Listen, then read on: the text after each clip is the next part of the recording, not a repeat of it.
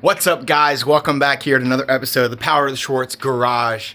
Hey, we're working on the e61 535xi as per usual. Hey, today we're working on the low pressure fuel pump. We're finally digging into this thing.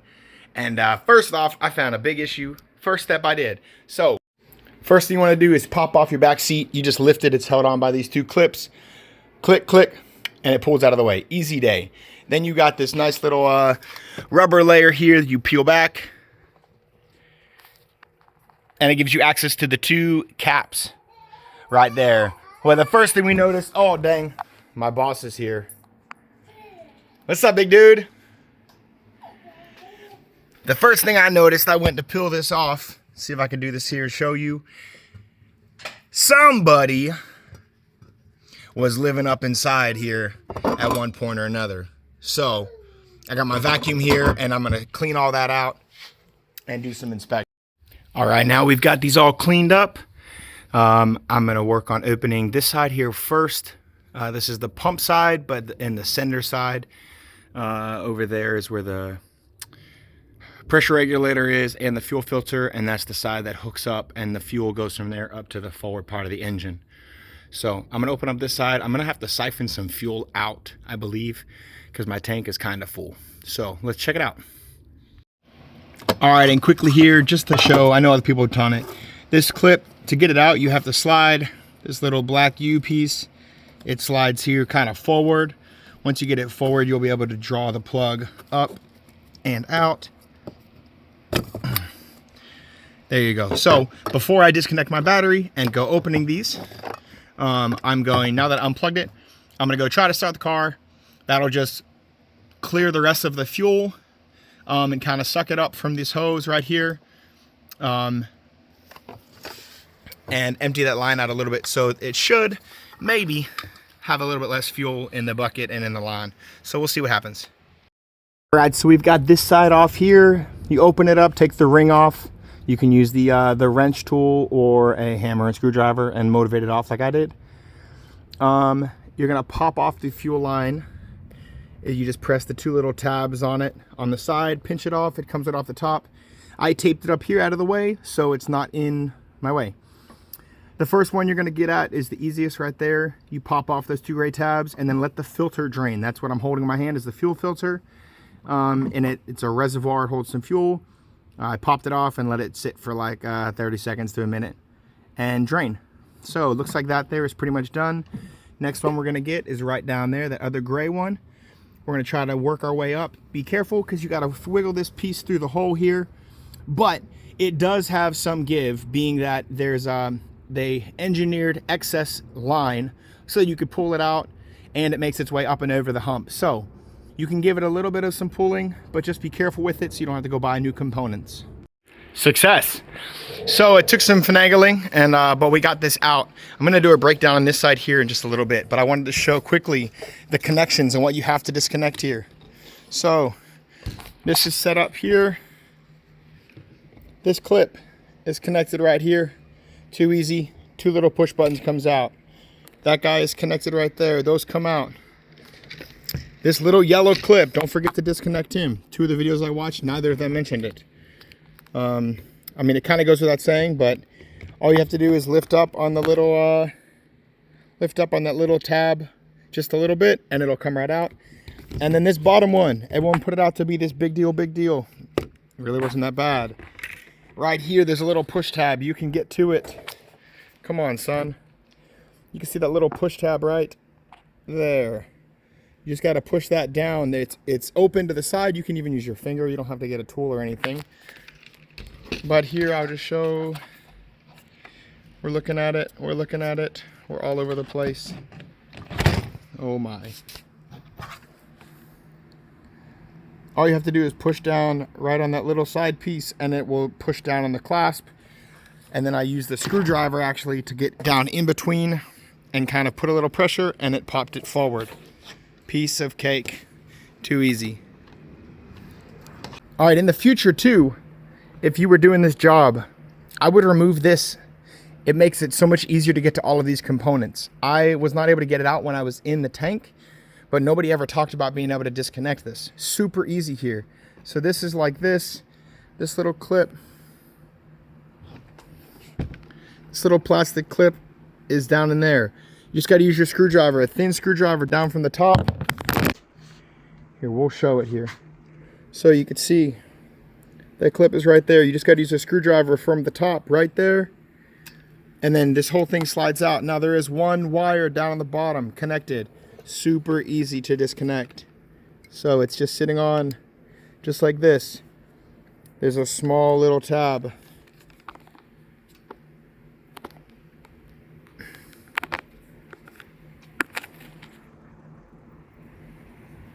There's a small tab right next to it. You just have to press down on that little tiny tab and it slides right off. Too easy. Then you just come over here, use your screwdriver, and this will slide apart. That would make this so much easier for this fuel filter side. The only thing to be mindful of is when you take it apart, this spring is then loose, but if it falls into the tank, it falls in the tank. Just reach down, grab it, no big deal. You could maybe put a piece of tape around the top here before you go to disconnect it. But if you take your filter unit up and out of the way, that would make this bottom part of the filter so much easier.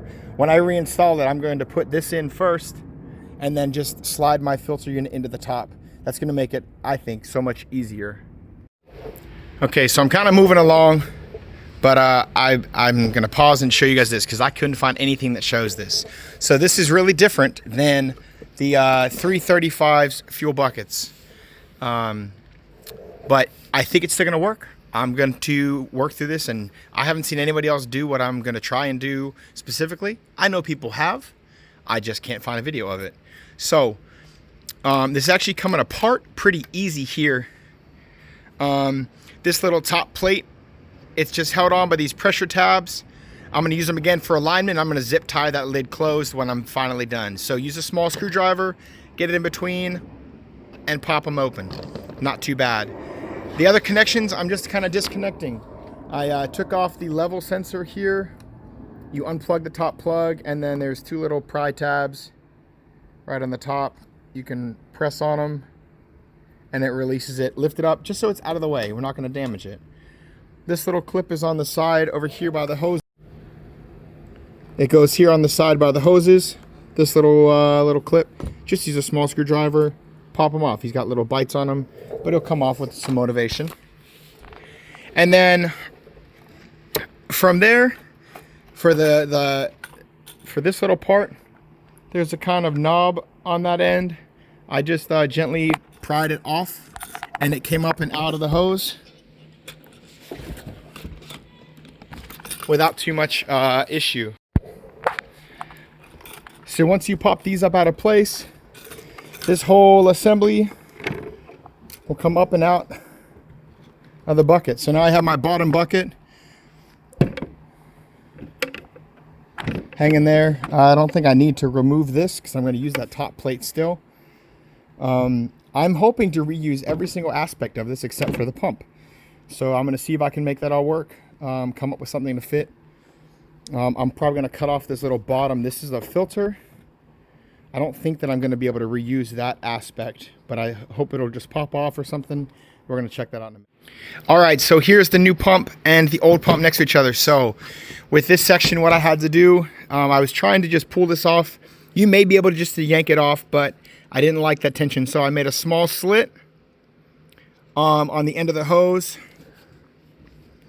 Right there, it was sitting about like that. So I made a small slit just above where I could see the notches, and then was able to pull it off. The new pumps, these new pumps seem to have the same exact size flange. So I intend just to slide this over top. I'm going to try to let it get drier, but probably just force it down on top, and I may put a clamp on it just for double checking sake, even though I think these barbs will hold it pretty strong. And then the addition here with these wires, this plug will no longer work because it's not the same type plug, clearly. But on the pump, it actually has a plus and a negative. So we're just going to follow that, which I already assumed that green was my positive and black was the negative. You can see this small wire right here. This small wire, I believe, just sends a negative or a ground. across the whole way to your fuel filter and pressure regulator side, because there's no plug on that side. This is the only place that there is any electrical connections through from the tank to the outside of the car. So I'm gonna have to cut these up, reconnect these wires on, replace this plug effectively, and then we're gonna go from there. Okay, so I'm gonna go over here hands-free. I wanna show you a couple of the things that I just figured out too, because I think this is gonna work to be able to use a WALBRO style pump. I'm gonna use a 535 pump, but you could use either a 450 or 525, anything like that. Using some of this stock hardware. I'm gonna have to cut it and modify it, I think, but it'll be able to fit in the stock location. So here's the stock pump. Easy, out of its housing. It does pop out. It's a little bit tight, but you just have to kind of wrench it. So it sits down in here. Nothing too crazy. There's a slot here on the side that you can put a screwdriver in and push, and it'll come up. Additionally, the filter on the bottom, I thought about seeing if I could use this filter still, but I think I'm going to, the way it's looking, it's not going to happen.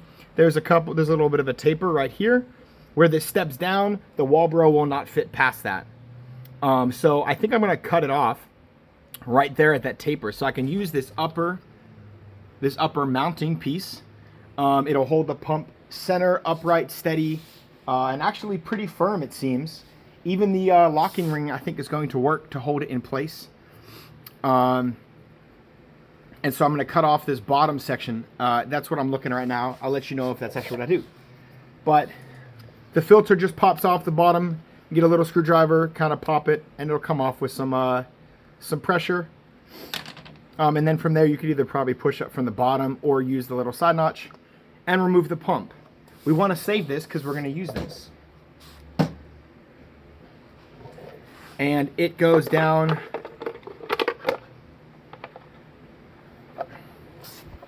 It goes down here in this orientation. Oh boy. So you can see, and then each of these arms, there's a rubber piece here that I have. I pulled them out. They have a small hole in the bottom. They sit in between those two black forks, and they go into the nodes. There's 3 different nodes, and that'll hold this nice, centered, and upright inside the bucket. So that's going to give my tank a ton of plenty of space, keep it right in the center, and it should work really well as a good retrofit. So it's a little frustrating that I haven't found any videos on this, because this is feasible to do. It's a little bit different than the 335s buckets, 135 buckets, but this is not hard, and this is offering a really solid upgrade for the E60, e61 guys without having to go buy a $500 unit, pre-made unit from one of these companies. I do not think that I could fit 2 pumps inside this bucket. Maybe you could look and somehow switch the buckets to use a 335 bucket. Maybe. I don't have one on hand, so I can't check that out. But just putting one of my pumps, just putting my pump down in there, there's not enough space in the bottom for the base of the 2 pumps. So I guess this is just a little bit smaller. Now, if you went bucketless, yes, of course you could do this. I don't want to go bucketless, and most people don't. Most road people don't want to go bucketless, because then you have to really pay attention to your fuel level, and it just kind of adds one more thing to be concerned with. So I'm going to do some double checking, and then let's get on with the retrofit and assembly, and hopefully installation and starting of the car. That would be awesome. We're going to see if this solves our fuel issues with the dad wagon, below budget, e61, single turbo, whatever you want to call it, this piece of junk that the phone is actually sitting on right now magnetically. So let's go. Okay, so some of the modifications that I think I'm going to have to do to try to make this just a follow along. You got to cut off these little tabs on the bottom. You can still see there's like a guide tab for how the old bucket was set up. We're not going to use those anymore. They're equal distance, so I'm just cutting them off. I cut the top 2 already. I used a small router. You could use even a piece of sandpaper. This plastic is decently soft and is eroding pretty easily. So I'm using a little grinder, a little router, to cut that off. Piece of cake. The other thing we're gonna have to do is on this upper half of our bucket here, or upper half of our pump holder, those notches, those grooves, that's what this sits down in. We'll look at it here. So you can see here, I already cut those 2 tabs off on the left and the bottom. That right one is still in place. I'm gonna grind it, but I'm going to trim down about a 1/2 inch on all 3 of these. You can see my score mark, so that this inner white plastic ring can slide down and be stabilized within the black ring and hold the pump in place. And then these the tabs here will give like lateral stability, essentially. So none of this is super difficult. I'm making up as I go, and I'm having to record it, so it's taking me a little bit of time. You could probably do this like in 1/2 an hour easily. So I'm gonna finish making the cuts, and I'll show you when I'm done.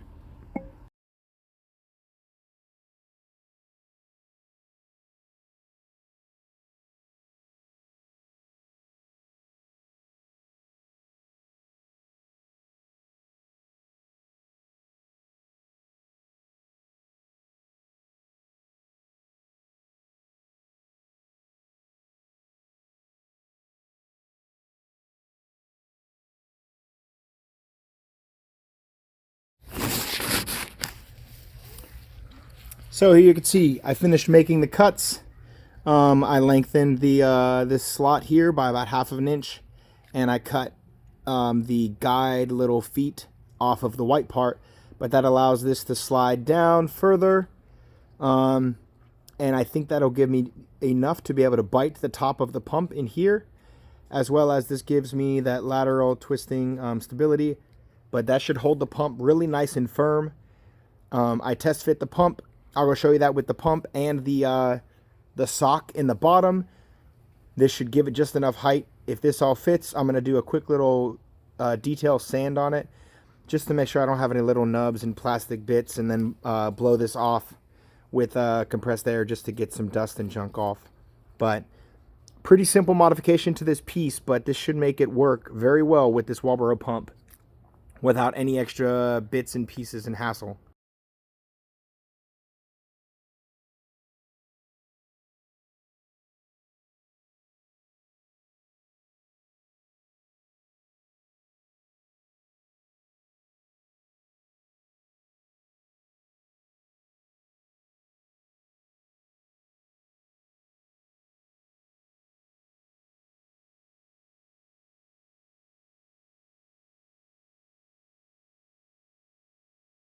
So I'm assembling the stuff.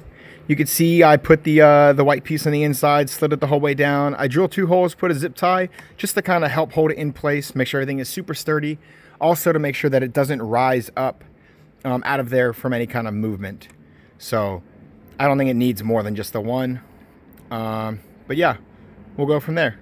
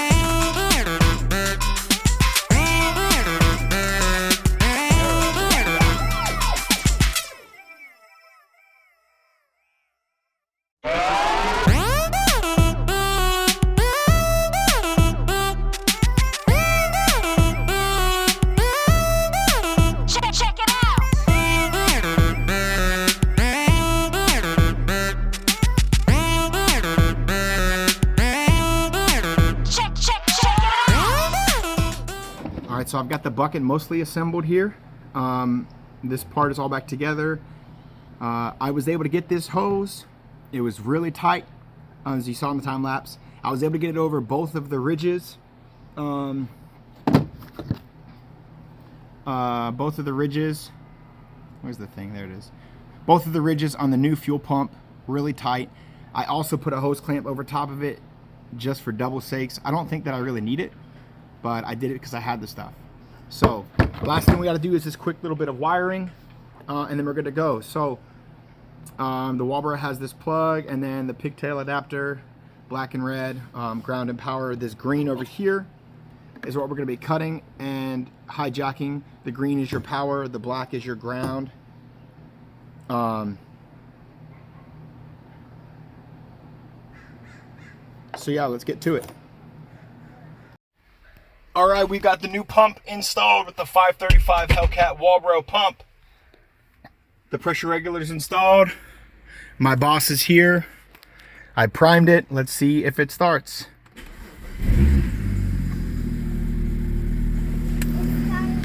Well, that's good. It sounds good.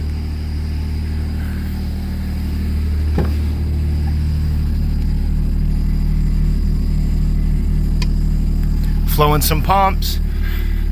No leaks, though, nothing. Which is all good. Awesome.